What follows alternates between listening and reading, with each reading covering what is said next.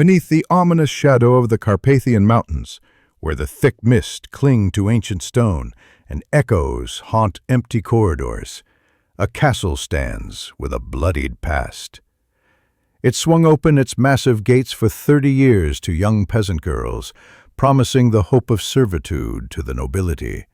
To many, though, it was a door from which there was no exit. In this stronghold lived a woman shielded by law and privilege, whose name would become a byword for unutterable horror: Countess Erzsébet Báthory. Born in 1560 to one of Hungary's most powerful aristocratic families, Erzsébet's authority reached far beyond the cold stone walls of her fortress.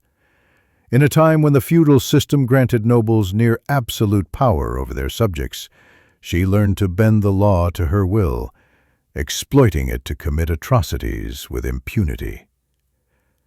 The castle that would be Castle Saktisa was to achieve fame for the stories that seeped from its blood-drenched walls. Stories so grotesque, they pushed the limits of the human imagination. There were reports of horrific torture chambers, indefinable instruments of suffering, and rituals so brutal they appeared more demonic rites than punishment. Worst of all were accounts of victims being covered in bite marks, signs of a predator who fed on her victims, not only violently, but literally, in flesh-eating acts of symbolism. Yet for years, the cries from within those walls were not heard, muffled by fear, protected by status. Families who had lost daughters feared retaliation too much to speak.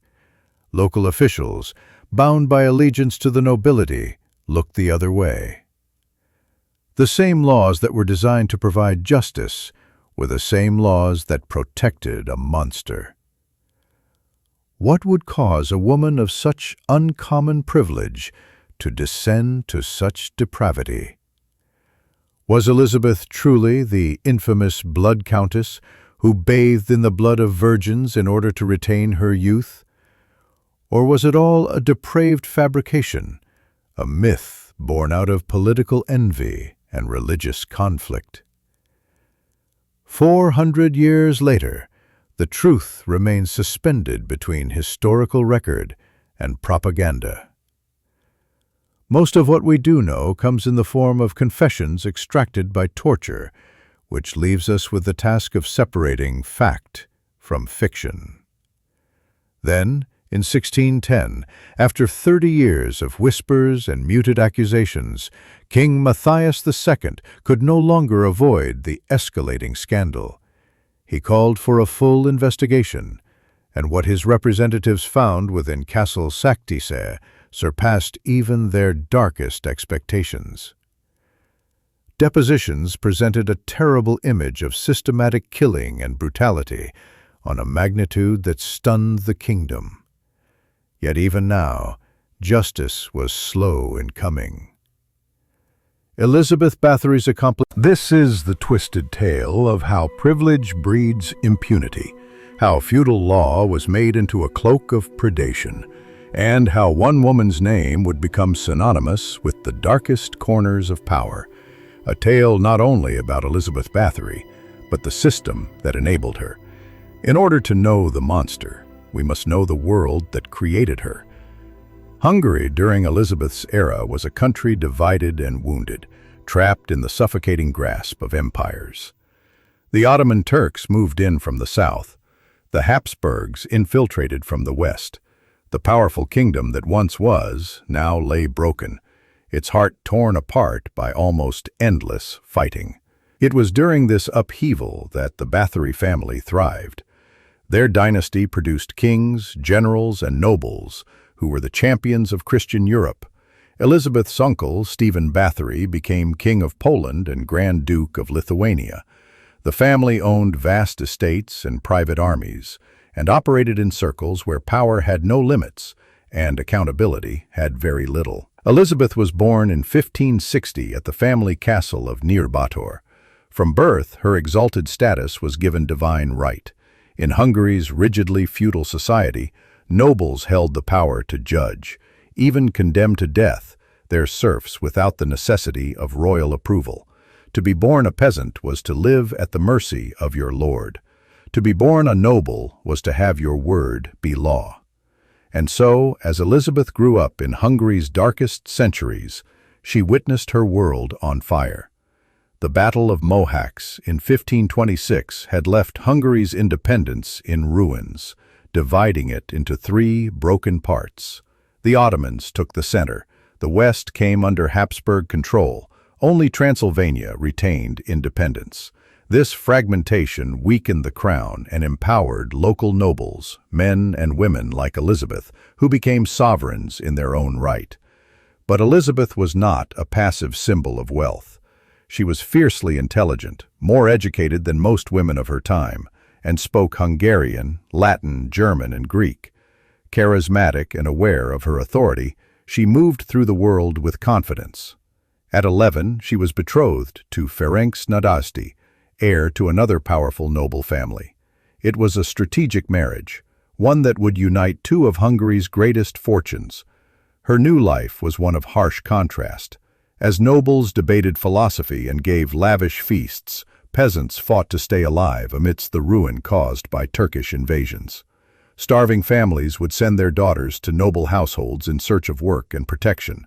But for many, those households became prisons. This outright inequality oiled the abuse machine. And it provided Elizabeth with a continuous supply of vulnerable victims, teenage girls without anyone to protect them. To instability was added religious turmoil. The Protestant Reformation had divided Hungary, tearing through families and towns alike. Elizabeth's own family was made up of Catholic and Protestant members, a domestic strife mirroring the conflict tearing through the country. Some historians have theorized that this religious divide led to her downfall. The Catholic Habsburgs, they argue, had every reason to bring down a well-known Protestant noblewoman. And then, naturally, there was the law itself, written to bring order to a fractured kingdom that succeeded only in entrenching the worst of the elite. Feudal justice provided lords with the final word in life-and-death decisions, and although technically subject to the crown, these nobles ruled their lands with near absolute authority. She married Ferenc Nadasdy in 1575 at the age of 15.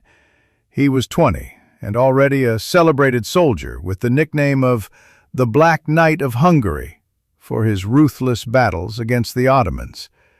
Their marriage united two noble empires together and would soon unleash a reign of terror unlike anything Hungary had ever seen. Since her husband was often away on military campaigns, Erzsébet Báthory gradually assumed full control of their extensive properties, including Castle Sarvar and, later, Castle Chaktice. She ruled supreme for years, her word absolute in lands that stretched miles wide. History suggests that Ferenc Nadasdy may have had knowledge of his wife's dark tendencies. Whether he gave tacit approval, turned a blind eye, or was powerless to act is uncertain. Despite castle door shadows, Elizabeth projected a carefully coiffed image. She bore 5 children who survived to adulthood. She brooked quarrels, she brooked money, and she shrewdly amassed family wealth. To all outward appearances, she was a shrewd and respected estate manager, competent, intelligent, and very much in charge. Behind the mask of elegance and nobility, though, a much darker truth began to form. Rumors whispered themselves in dark corridors of her castles, whispers exchanged between frightened servants. Young women sent to serve in her household began to vanish without a trace. Their disappearances were dismissed as desertions or blamed on Turkish raids, which were common in those war-torn years. But local priests began to notice something ominous. A high number of female youth funerals in cemeteries near Bathory properties. Then, in 1604, Elizabeth's husband died, most likely of a septic battlefield wound. His death removed the last break. Now a widow, Elizabeth had total independence under Hungarian law. She controlled one of the kingdom's largest fortunes, was answerable to no husband, and had absolute authority over her lands and loyal servants. With all brakes on her power removed, the descent into horror accelerated. After her husband's death, Erzsébet took up permanent residence at Castle Chaktich, a grim fortress perched on a limestone outcropping above the Little Carpathians. The location was perfect, isolated, safe, and far from royal notice. It was the ideal place for secrets to take root.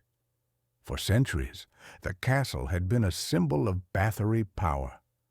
Now, it would be a byword for terror. A reputation for evil grew among villagers around Chaktich Castle. Mothers warned daughters never to go to work there, but poverty generally meant that the warning could not be followed. Girls who went through its gates vanished into silence. And with no modern communications and no law enforceable outside the Countess's will, the castle became a kingdom of horrors, ruled by cruelty alone. Erzsébet Báthory was not the first aristocrat to have used her station abusively, but she was perhaps the most ghastly example of what happens when sadism is given absolute freedom. The system that allowed her atrocities to flourish wasn't broken. It functioned exactly as designed, to protect the elite and ignore the suffering of the disposable. When her crimes were investigated in 1610, the witness accounts revealed a deeply sinister pattern. The violence hadn't been random. It was ritualistic, escalating, and advanced. Beatings became extended torture sessions seeking to know the limits of pain and endurance. Victims were left alive as long as possible, awake and in torment. Witnesses have told of a basement torture chamber full of chains, iron tools, and equipment that was unbelievable. Walls were said to be permanently splattered with blood. In the depths of winter, girls were naked, water-soaked, and left outdoors to freeze to death. Their dead bodies were used as gruesome warnings to others. Among the most evil devices was a spiked iron cage, so narrow one could not sit, too short to stand. One was suspended inside it, using their own body motion to push them deeper onto the spikes. This was not a sloppy atrocity. It was calculated torture executed with medical precision. Others insisted that the Countess observed these tortures with indifference, like a scientist watching an experiment. Others claimed that she reveled in pain. Red-hot irons were pressed onto sensitive areas, needles inserted beneath fingernails, flesh torn with pincers, and victims incinerated alive on a chair of spikes and fire. But most incriminating of all accounts were the tales of cannibalism. A number of witnesses described victims with bite wounds on cheeks, shoulders, and breasts. Some indicated that Erzsébet bit into their flesh herself, ripping out chunks of skin in torture sessions. Either driven by perverted ecstasy or psychological compulsion, these actions stunned even the most experienced investigators. Her victims came from a familiar pattern. Peasant girls aged between 10 and 16, typically from dysfunctional, impoverished families. Orphans, daughters of widows, and girls from distant villages were invited to work as maidservants or seamstresses, jobs hoped for by parents for their offspring. As soon as inside Chaktich Castle, flight was literally impossible. Its cliff-top location, presence of soldiers who kept guard, and penalty of death ensured their fate. They were pursued by dutiful retainers and brought back, only to be punished further. The castle was a closed system, a contained universe where rules no longer held and where cruelty was absolute. And Erzsébet did not act alone. Her own circle of co-conspirators established what must have been a court of sadism. It was headed by Dorothea Sentes, née Dorca, a middle-aged woman reputed to have taught Erzsébet the intricacies of torture. Janos Uivari, alias Fitzko, a man with a reputation for having the knowledge to forge new instruments of agony, was also part of the group. All had their role, arresting, torturing, killing. They organized a plot so monstrous it is hard for us today fully to comprehend. And then there was the most infamous detail of all, the bloodbaths. It's the most notorious part of the legend, Elizabeth bathing in virgin blood in an attempt to maintain youth. She emerged from the baths, eyewitnesses claimed, with a state of ecstatic glow. The image is iconic and horrific, but historians aren't believers. Most believe the tales of the bloodbath were tacked on late, fantasies introduced by those who wished to mythologize the Countess. One thing is certain, however. Blood was the focal point of her rituals. Servants allegedly were instructed to bring it in special basins. Some accounts indicate that she would anoint it on her body or even ingest small amounts. Whatever the reasons behind these rituals, vanity, madness, corrupted lust, they helped to turn Erzsébet Báthory from aristocrat to demonized legend. As the years passed, things became more and more brutal. In the beginning of her widowhood, beatings and light punishment had satisfied her. But like an addict in search of a bigger high, she craved more blood, more agony, more victims. The tortures grew longer and more sadistic. Her hunger, it appeared, could never be satisfied. As with all uncontrolled addictions, Erzsébet Báthory's sadistic desire grew out of control.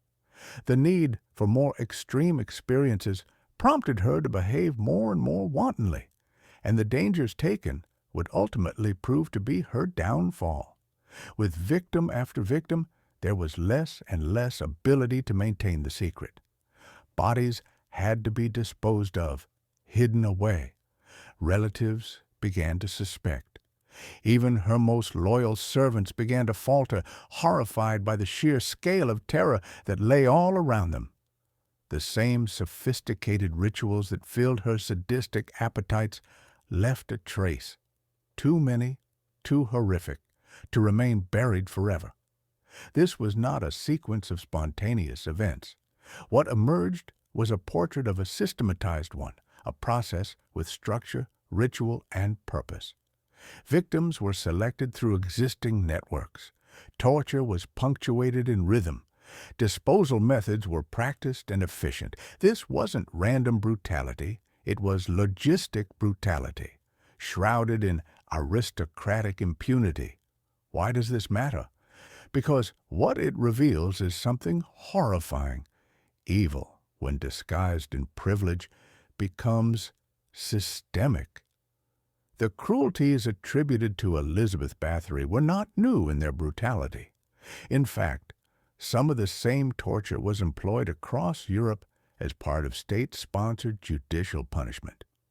What differentiated her actions was their motivation. Committed for pleasure, not justice. Done to innocents, not criminals. In any other context, the physical evidence would have caused immediate indignation. Bones strewn near the castle, chambers awash in blood, stained iron machinery that revealed decades of pain. But for 30 years, all this mountain of evidence was dismissed or explained away. Because in feudal Europe, the crime wasn't the killing. It was the subversion of the social hierarchy. These testaments are not just ghastly relics. They are warnings, reminders of what happens when unchecked power and sick ambition are left to their own devices. The torture reminds us how evil can be institutionalized, how entire systems can make the unthinkable conventional, and how victims can become lost when society deems them unnecessary. One of the earliest recorded victims was a 12-year-old girl named Elena Hartzi. She was allegedly beaten so severely that her body had to be hidden until bruises faded. enough to fake a natural death. The abuse and cover-up would continue for decades. With each successful cover-up, Elizabeth became bolder to do more. Evidence dating from 1602 has warning signs. A cleric, Reverend Janos Ponekenius, made a complaint regarding a girl who worked in Bathory's household and was buried without ceremony. He was told that she died from sickness, but was skeptical. When he tried to make something of it, influential friends intervened, and his complaint was silenced. It was a terrible precedent. Truth would be buried along with dead bodies. In the 1610 inquiry, possibly the most chilling evidence was provided by Susanna Varga, a seamstress employed in the castle for 3 years. She spoke about dozens of girls tortured and slaughtered. One she recalled especially, a 14-year-old girl named Anna Davulia, was tortured and slaughtered over 2 weeks. Susanna's quietness during those years was not complicity. It was survival. Servants who protested risked the same fate as the victims.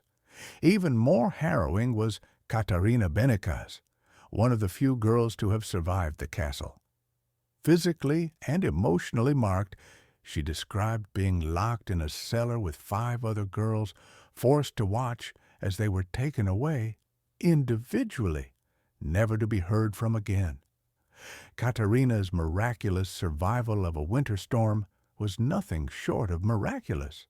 Her evidence would be a key cornerstone of the case.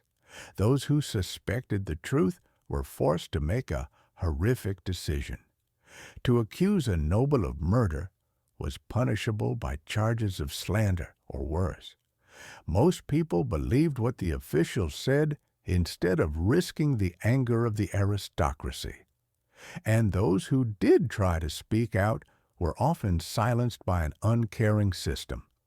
One such family were the Sabots, a tiny aristocratic clan. They'd sent their daughter, Erzsebet, to serve as a lady-in-waiting to the Countess. When she stopped writing, they requested a visit, only to be told that she'd eloped with a soldier. Months later, a servant quietly broke the news to them. Erzsebet had been tortured to death for inadvertently breaking a mirror. When the family did try to seek justice, they were met with the justice system as impregnable, walled off by power and fear. Complicity stretched far beyond the castle walls. Benedict Dezo, the notary of the estate, admitted to forging certificates of death. Accidents or diseases were written in place of torture. His books, confiscated when the authorities acted, recorded payments for quicklime, for dissolving bodies, and bribes for concealing with local authorities. It was not an act of passion. It was a criminal conspiracy, protected by a powerful network more committed to power than justice. Even minor nobles were in on the act. They combed villages in remote settlements, discovered vulnerable girls, and organized their transportation to Chakticha Castle. There was compensation or protection awaiting them. They were part of an extensive system of exploitation, where noble privilege facilitated industrial-level abuse en masse. Some of the most compelling evidence came from medical examination. Surgeon Benedek Borbas exhumed bodies and recorded broken bones, deep burn wounds, and other physical injuries that could only be caused under prolonged torture. With the science of medical forensics still in its infancy then, his detailed documentation lent rare scientific credibility to the wave of eyewitness reports. The castle was not just a location of bodily agony. It was a machine of psychological control. New servants were introduced gradually to savagery. First, they observed. Then, they were coerced into acting. Gradual grooming created a web of blackmail, fear, and complicity, Everyone knew too much to resign, but too little to stop the machine. And that was the point. Elizabeth ruled her house like a cult, with doctrine of fear and currency of complicity. One of the most incriminating finds was a letter, purportedly written by Erzsébet Báthory herself.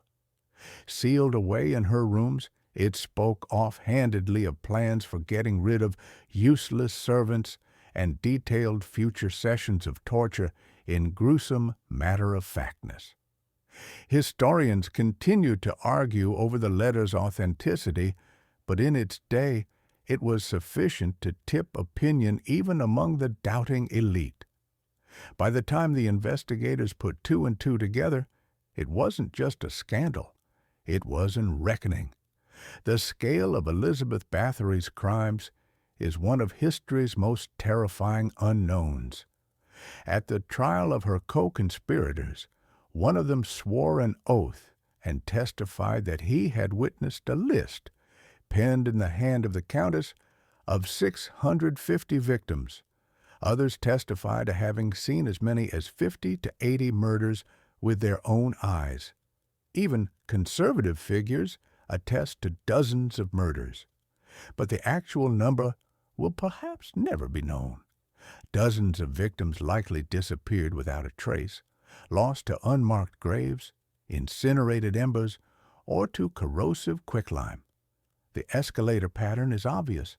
In the early years, only servant maids were being targeted, poor, nameless, and easily discarded. But gradually, with no one ever holding her accountable, Elizabeth grew bolder.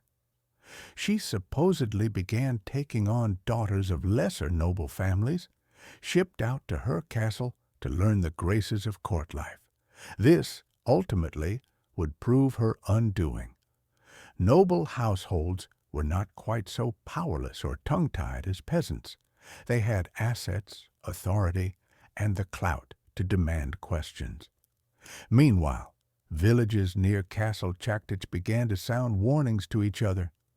Since the local pool of victims was running low, Elizabeth's network stretched out, spreading into the Hungarian countryside.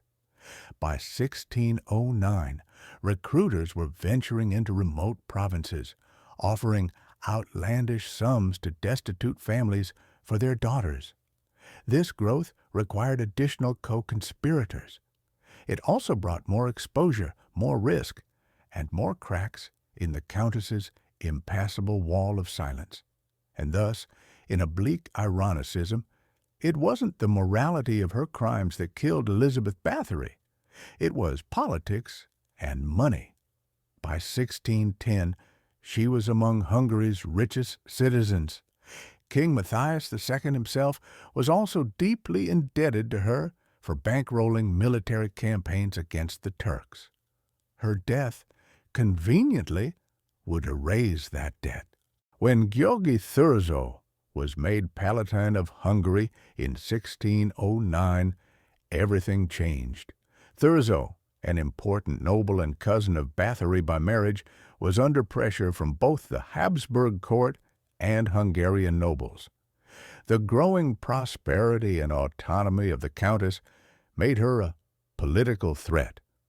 The charge of murder gave existing powers the perfect chance to move. In the night of 29th December, 1610, Thurzó staged a legendary raid on Chaktich Castle. According to legend, his men discovered the castle in the midst of terrible scenes. A dead body in the central hall, a second still alive and attached to it, and several emaciated prisoners locked up in cells, all bearing signs of torture. Some historians question whether this melodramatic scene was contrived, but the evidence was impeccable. The murders were committed and they were planned. And yet, Elizabeth was not arrested. Instead, Thurzó came to a silent understanding with her powerful family. Reputation above justice. Rather than stand trial and be shamed one of Hungary's most respected lineages, she was placed under house arrest, essentially exiled to the very castle grounds where she had committed her crimes. Even in shame, noble blood imparted insulation unknown to commoners. Instead, the authorities targeted 4 of her own personal servants, Dorothea Sentes, Ilona Jo, Janos Uživari, and Katalin Benitsky. They were peasants, and therefore expendable.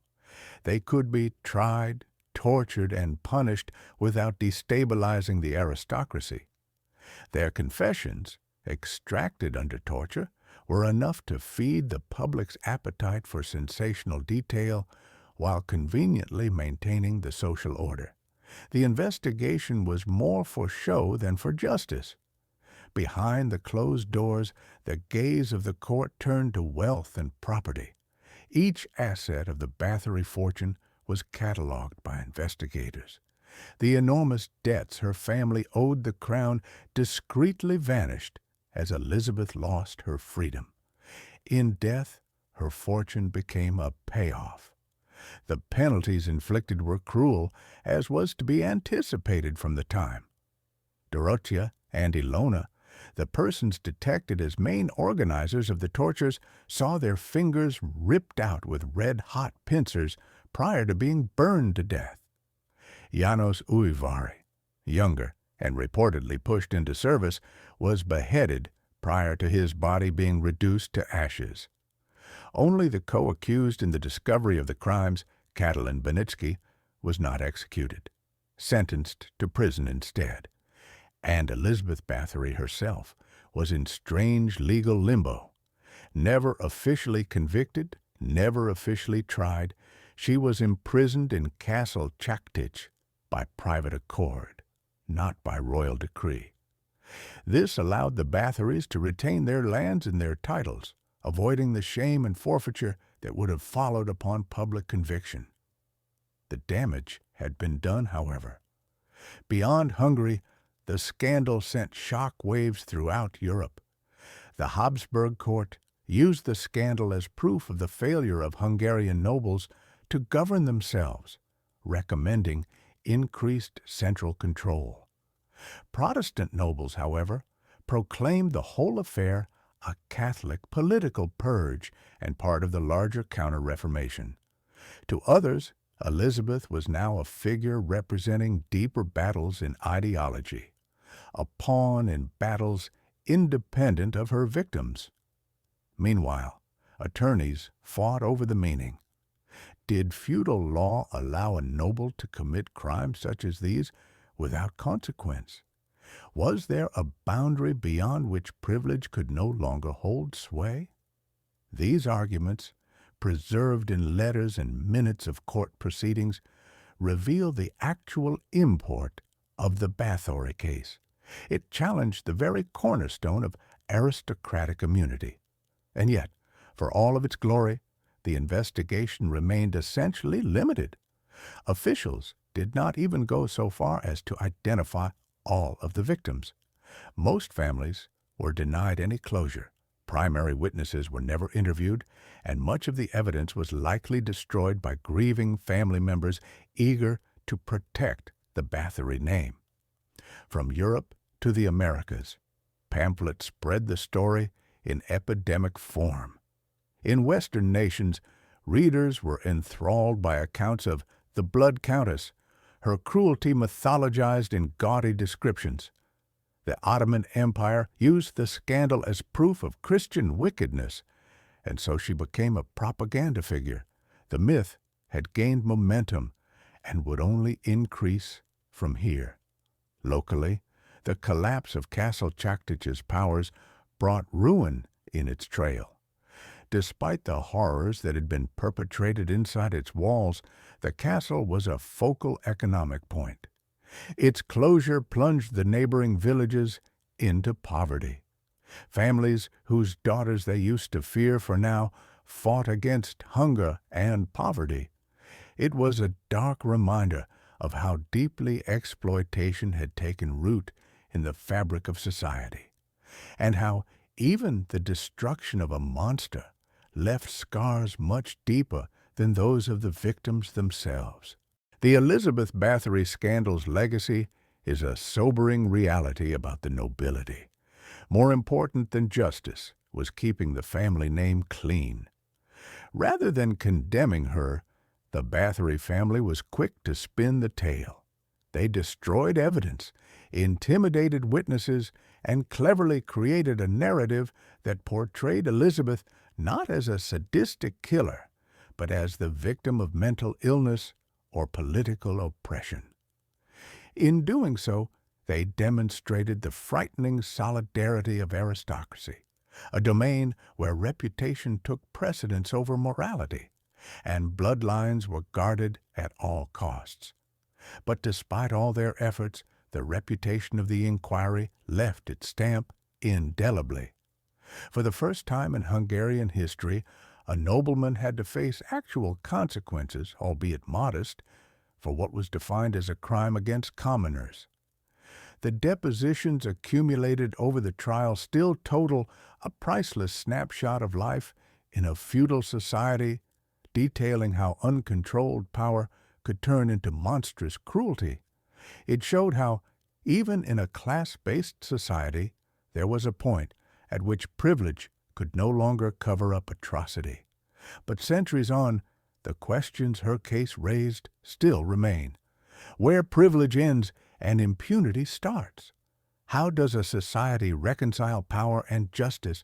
And perhaps, above all, what happens when those with power get to declare their own guilt? As the years passed in which Erzsébet was under restraint, efforts to contain the political ramification of the scandal increased. Her family suppressed voices, retold tales, and allowed whispers of her madness to drown facts.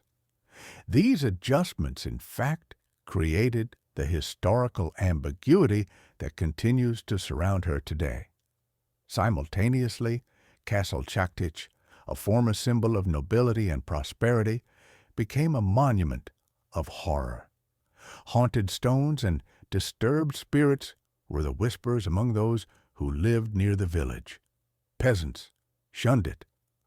The great castle was left to ruin, its stones dismantled stone by stone, each one being carried away with muttered prayers. The castle became a ruin, a haunted memorial of the horrors that had once resided within. Although no sweeping legal reforms followed, the downfall of Erzsébet gave a shiver of warning to all noble circles. The great could tumble if their misdeeds became too blatant. It didn't breed more compassion, only more sophistication. Power continued to be misused, but more discreetly. The case also became fodder in Hungary's continuing struggle over religion. Catholic propagandists deployed Bathory's Protestant origins to demonstrate the dangers of heresy. Protestants argued that the Catholic authorities had known about her crimes for years and covered them up. These explications contributed to sectarian tensions that would characterize Hungarian politics for decades. While the law did not change, the scandal prompted tiny symbolic reforms, better documentation of servants' deaths, and limited oversight of nobles' estates. It was a recognition, weak though it was, that unchecked power imperiled the state itself. Economically, the effects were catastrophic. The once prosperous Bathory estates disintegrated with legal disputes and incompetence. The villages that provided Castle Chaktic with servants once before came with a taint of grief and shame. And the local economy, which was disturbed through the collapse of the estate system, took generations to recover. Culturally, the impact was both immediate and long-lasting. Pamphlets about the Blood Countess flooded Europe, each telling increasingly sensationalized accounts. Erzsébet became, in the 18th century, a genre icon of Gothic fiction, her crimes mythologized. Slowly, the real woman became overtaken by myth. Later centuries did see new methods. Feminist scholars questioned whether Bathory's story had been exaggerated due to her gender. Had she been punished more harshly than noble men who committed the same acts? While this is not an apology for her actions, it is a debate on how dominant women are dealt with differently by history, particularly when they defy conventions. By far the most sensational growth of her legend was through vampirism. These legendary bloodbaths, possibly exaggerated or invented, were transformed into fantasy regarding immortality, bloodlust, and supernatural wickedness. Erzsébet Báthory was no longer a mere woman in the 19th century, but a monster, inspiring myths, novels, and horror films that bear no relation to truth. Modern Hungary still grapples with her legacy. Erzsébet is a subject of fascination and discomfort, a national shame and a tourist dollar generator. Sites linked to her horrors draw tourists, raising questions about the commodification of historical trauma. The painful scars that her slaves left with their descendants are still there. In some households, ghost stories and legends have served to preserve the memory of suffering, passed from generation to generation as a cautionary tale, decades after official records had gone out of mind. Meanwhile, historians and psychologists continue to dissect Erzsébet's behavior, proposing diagnoses ranging from sadistic personality disorder to psychopathy, all driven by child trauma and cultural conditioning. While we'll never know the mind behind the horrors, these efforts reflect our ongoing attempt to understand how power gets corrupted and how cruelty persists. Legally, the Bathory case provided a precedent, cited at later trials of aristocrats for abusing their powers. It provided an implicit barrier to how far nobles' privilege could reach before the state intervened. Castle Chakticha today stands renewed as part of a growing effort to acknowledge victims without stripping away history. Interpretive exhibits attempt to reveal the entire story, fact and legend, brutality and humanity. And in the world of true crime, Erzsébet Báthory lingers. She is the quintessential female serial killer, the cautionary story of privilege and pathology, and the omnipresent reminder that monsters do not hide behind masks. They hide behind crowns. What is so profoundly unsettling about the story of Erzsébet Báthory is not necessarily what was said to be done by her. It's how intolerably relevant her case remains in our own modern times. In today's discussions of power, privilege, and justice, echoes of her story resound. The same systems that protected her in the past, wealth, status, institutional silence, continue to function in more insidious but effective manners. Her legacy becomes a mirror, challenging us to confront how today's societies constrain or surreptitiously allow for exploitation by the powerful.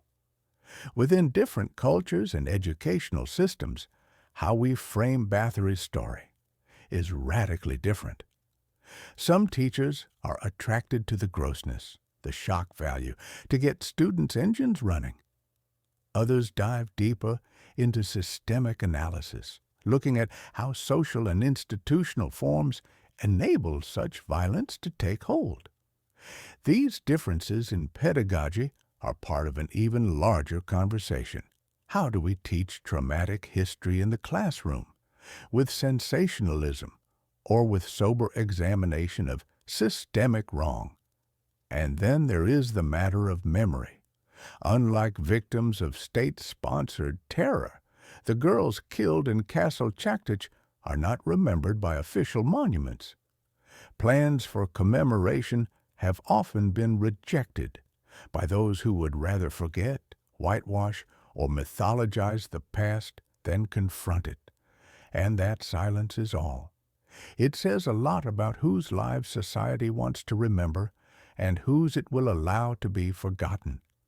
Erzsébet Báthory's evolution from a historical aristocrat to a horror icon is an example of how societies deal with trauma through narrative.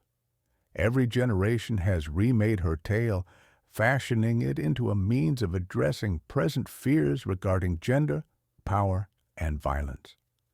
That continued retelling keeps her myth alive, not in some static past, but present with us. Her tale is more than a footnote in history, it's one of its darkest chapters, a stark warning of what can happen when a sadistic personality is combined with unchecked power. The atrocities she's accused of lead us to ask difficult questions, not just about one woman's actions, but about the institutions that allowed it all to happen. How was a woman able to torture and kill for 30 years without anyone stopping her? The answer is not only individual evil, institutional failure, a society that placed noble privilege above human life, a world where the law, the church, and social convention all bowed to wealth and status, not justice. The victims, young peasant girls for the most part unknown to history, paid the ultimate price. Their deaths were not merely the work of one man's cruelty. They were sacrificed by a system that considered their lives disposable. Their suffering is a brutal indictment of any society that reduces human beings by class or birthright. And yet, even in this grim landscape, there is a glimmer of accountability. When Bathory's crimes became too well known, too politically inconvenient, the power machinery finally roused itself. The trial, corrupted and deeply political though it was, still showed that there is no power without boundaries. Justice came late, and perhaps only for cynical reasons, but come it did. And that must give us both hope and a warning. Hope that no one is above the law. Warning that inconceivable damage can be inflicted before justice dares to get involved. In the centuries that have passed, we've made Erzsébet Báthory into a legend, a vampire, a monster, a creature of pure evil. But in doing so, we push away the more uncomfortable reality. She was human, and her crimes were made possible not by the supernatural, but by very real, very human systems of power. Uncomfortably, these patterns are still with us. When powerful people today avoid consequences for exploitation, when institutions protect predators instead of victims, when wealth shields individuals from accountability, we're witnessing the same cycle Bathory thrived in. The costumes have changed, but the script remains the same. Was she guilty? History's record is ambiguous. The evidence, though incriminating, had been wrought by torture and was politically driven. But even in doubt, we cannot ignore one undeniable fact. Scores of young women suffered and died. Whether Bathory killed 50 or 600, whether she bathed in blood or tortured for sport, the horror remains the same, not just in her alleged deeds, but in what her myth reveals about the world that enabled them. For when a culture gives any person or class absolute power, horrors can take place, not from legend or myth, but from human systems' darkest possibilities. The faces of oppression differ, from feudal lords exploiting serfs to modern-day means of exploitation. But the threat remains constant. Power unregulated by accountability corrupts. And absolute power? It beckons absolute brutality. Even in that environment, there were individuals who had the courage to fight back. The servants, who eventually came forth and provided testimony against Erzsébet Báthory, were extraordinarily courageous. In a society where speaking up could mean imprisonment or death, their bravery is a lesson that spans the ages. When institutions fail, truth still depends on the courage of individuals. They slice through levels of fear, hierarchy, and apathy with their voices, and their actions must be registered, not as footnotes in a horrific account, but as symbols of resistance to unchecked abuse. Yet, historical distance should not dull our outrage. The adolescent girls who were tortured and killed at Castle Chektich were not figures in a macabre fairy tale. They were real human beings, afraid, suffering, and ultimately abandoned by a system that should have sheltered them. To commemorate them is to consider them not statistics or symbols, but lives that had value. The legal repercussions of the Bathory case offer an additional injustice. Commoner accomplices were punished, while the aristocracy remained largely spared. In so doing, officials suggested a terrifying fact. Justice served power, not people. Justice was performed, not rendered, a measure calculated to appease the masses while shielding elites.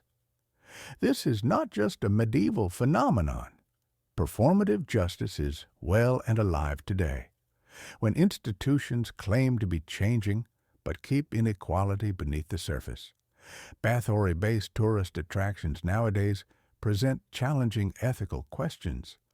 Should sites steeped in suffering be commercialized?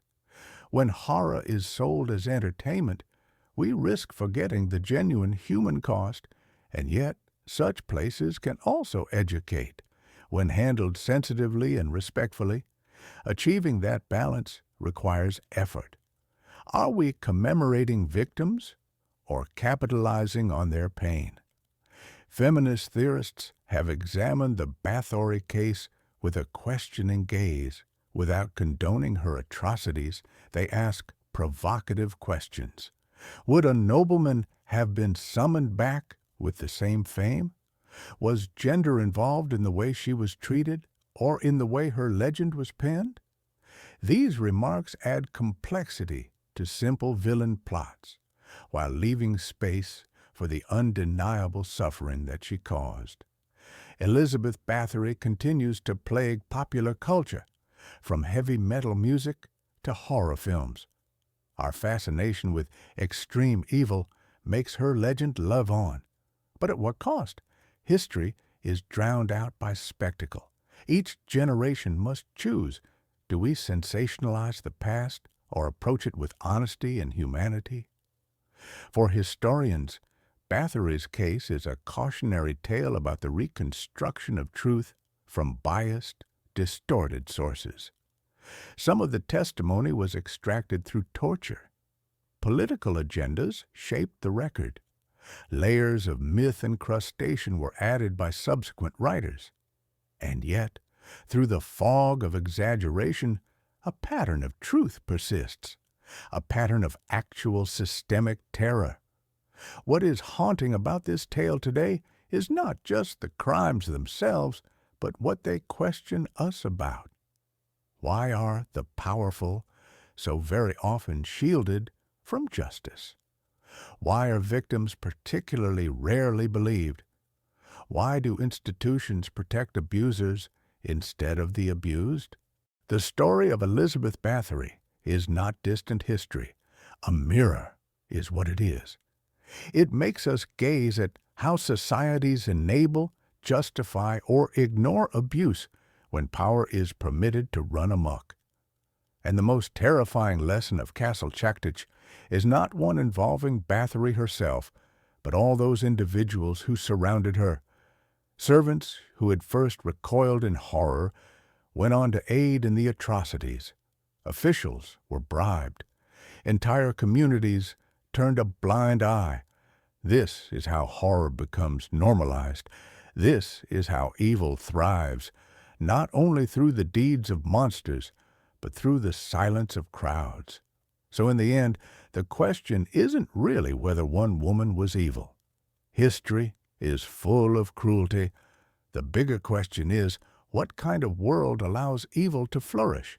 Any system that centralizes power without oversight that decides some lives are not worth as much, that places tradition above truth, sows the seeds of its own castle Chaktiche. As we close this horrific chapter, one sound still echoes. The screams from those castle walls echo for centuries. Not just screams of pain, but also warnings. Warnings of what happens when power lacks conscience. When the law shields the elite, not the just.